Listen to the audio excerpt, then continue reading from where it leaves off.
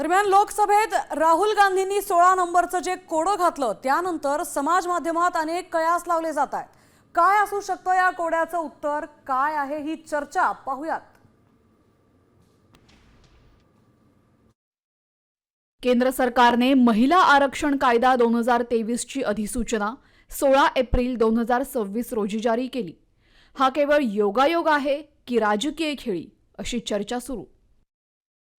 काँग्रेसच्या अधिकृत हँडलवरनं 16 sounds like Epstein अशी पोस्ट करण्यात आली आहे। जेफ्री एप्स्टीन प्रकरणाशी संबंधित काही आंतरराष्ट्रीय खुलासे तर यामागे नाहीत ना, अशी चर्चा। तेलुगू देसम पार्टीचे 16 खासदार सध्याच्या सरकारला पाठिंबा देत आहेत। या 16 खासदारांच्या भूमिकेवर सरकारचं भवितव्य अवलंबून आहे का, अशी ही चर्चा।